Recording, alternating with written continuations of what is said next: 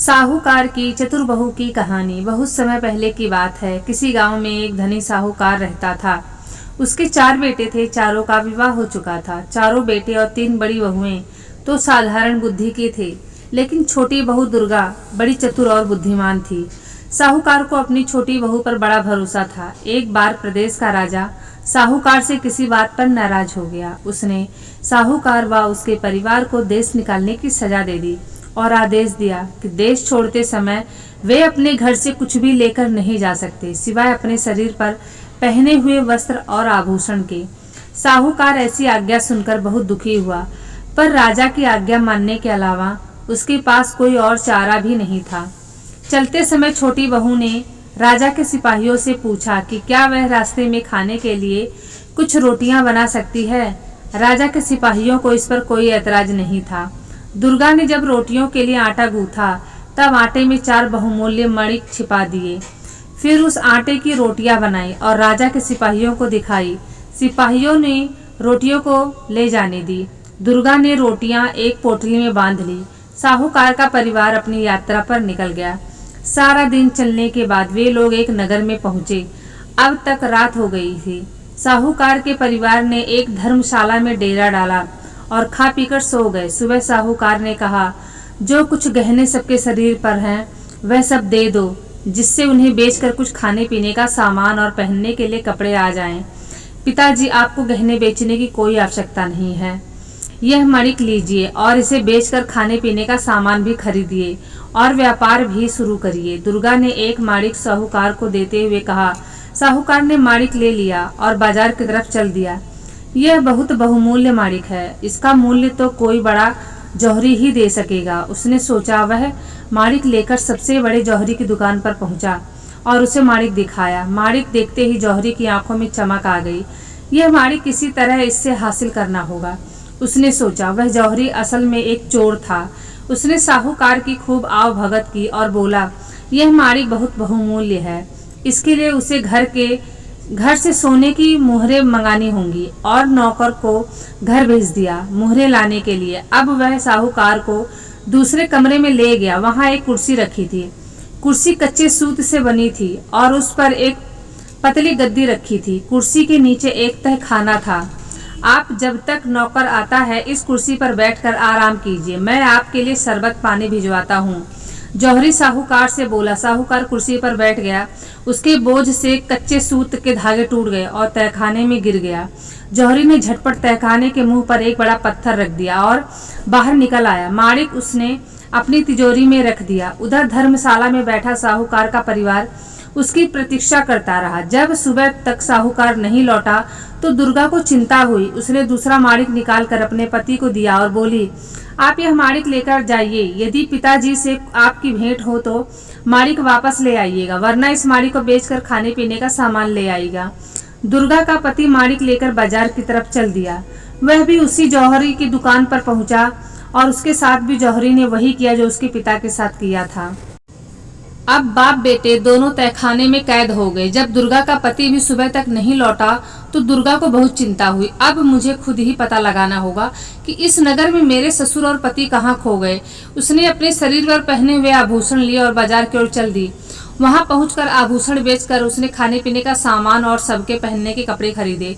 अपने लिए उसने सिपाही की पोशाक खरीदी। धर्मशाला पहुंचकर उसने खाने पीने का सामान और कपड़े परिवार वालों को दिए और यह कहकर कि वह ससुर और पति की खोज में जा रही है, वहां से चल दी। उसने सिपाही का भेष बनाया और सीधे राज दरबार में पहुंची। उसने हाथ जोड़कर राजा से विनती की कि उसे अपने सिपाहियों में रख ले। राजा ने जब उस सुंदर युवक को देखा तो सहर्ष उसे सिपाही की नौकरी दे दी। उसे महल के चारों ओर पहरा देने का काम मिला। कुछ दिनों से महल की पशुशाला में रोज रात को एक राक्षस आकर उत्पात मचाता था। वह रोज एक पशु को मारकर खा जाता था। उसके डर के मारे कोई सिपाही उधर पहरा देने के लिए राजी नहीं होता था। दुर्गा ने राजा से पशुशाला में पहरा देने की आज्ञा मांगी। पहले तो राजा ने इतनी कम उम्र के नौजवान को मौत के मुंह में ढकेलने से मना कर दिया, लेकिन दुर्गा के बहुत कहने पर आज्ञा दे दी। जंगल के रास्ते पर एक बहुत बड़ा और घना पेड़ था। जब रात हुई तो दुर्गा उस पेड़ पर चढ़कर बैठ गई। उसने छुरी से अपने बाएं हाथ की उंगली में घाव कर दिया, जिससे कि उस घाव से उसे नींद न आए। फिर पेड़ पर बैठकर पहरा देने लगी। आधी रात के बाद उसे जंगल की तरफ से आहट सुनाई दी। उसने देखा कि जंगल से निकलकर एक बड़ा सा भैंसा सींग उठाए महल की चार दीवारी की तरफ दौड़ा चला आ रहा है। वह समझ गई कि यही राक्षस है। जैसे ही वह भैंसा पेड़ के नीचे आया, दुर्गा दोनों हाथों में तलवार लेकर उसके ऊपर कूद गई और तलवार से उसकी गर्दन काट गिराई। मरते ही राक्षस अपने असली रूप में आ गया। दूसरे दिन जब राजा को यह समाचार मिला, वह दुर्गा से बहुत प्रसन्न हुआ। तुमने राक्षस को बड़ी बहादुरी से मारा है, जो चाहे इनाम मांग लो। महाराज, यदि आप प्रसन्न हैं तो मुझे नगर की रक्षा का भार दे दे। मुझे ये स्वतंत्रता दे कि जब चोर को धर लूं और उसे जो चाहे दंड दूं। राजा को इस नौजवान की बहादुरी और समझदारी पर पूरा भरोसा था। उन्होंने दुर्गा को नगर का कोतवाल बना दिया। अब दुर्गा अपने पति और ससुर की खोज में निकली। मेरे ससुर बहुत योग्य व्यापारी थे। उसने बहुमूल्य माणिक को लेकर जरूर शहर के सबसे बड़े जौहरी के पास गए होंगे। उसने सोचा, मैं सबसे पहले वहीं जाती हूँ। मुझे पूरा विश्वास है जौहरी को जरूर मेरे पति व ससुर के बारे में पता होगा। दुर्गा जौहरी की दुकान पर पहुंची। जौहरी ने नगर कोतवाल को अपनी दुकान पर देखा तो झटपट उसकी खातिरदारी में लग गया। आप हमारी दुकान पर पधारे, अहो भाग्य, मैं आपकी क्या सेवा करूं? उसने हाथ जोड़कर पूछा। हमारी राजकुमारी का शीघ्र विवाह होने वाला है और महाराज अपनी बेटी के लिए एक बहुत सुंदर माणिक जड़ा घर बनवाना चाहते हैं। आप मुझे बढ़िया से बढ़िया माणिक दिखलाइए। दुर्गा, जो कोतवाल के भेष में थी, बोली। जौहरी ने उसे अपने माणिक दिखाए और दुर्गा को कुछ पसंद नहीं आया। यह सब क्या दिखा रहे हो? कोई ऐसा बहुमूल्य माणिक दिखाइए जो राजकुमारी के पद के अनुरूप हो। दुर्गा बोली। अब जौहरी ने तिजोरी खोली और उसके अंदर से वही माणिक निकाला जो उसने साहूकार से धोखे से हासिल किया था। उस माणिक को देखते ही दुर्गा पहचान गई। ये वही माणिक है जो उसके ससुर लेकर बाजार गए थे।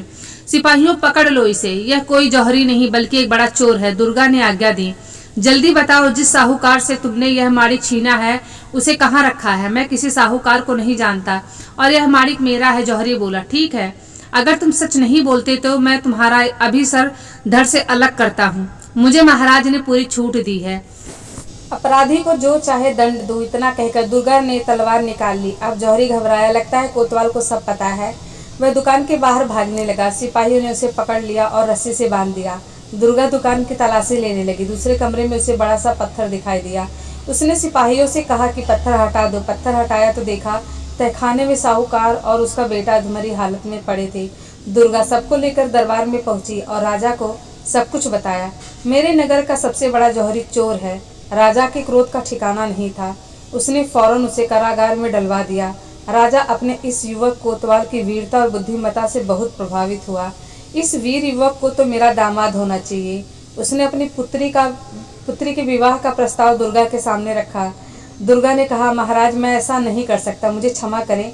उसके बाद दुर्गा ने अपना सिपाही का भेष उतारा और अपने असली रूप में आ गई। फिर हाथ जोड़कर राजा के पैरों में गिरकर उसने बताया कि किस तरह उसने सिपाही का भेष अपने ससुर और पति का पता लगाने के लिए धारण किया था।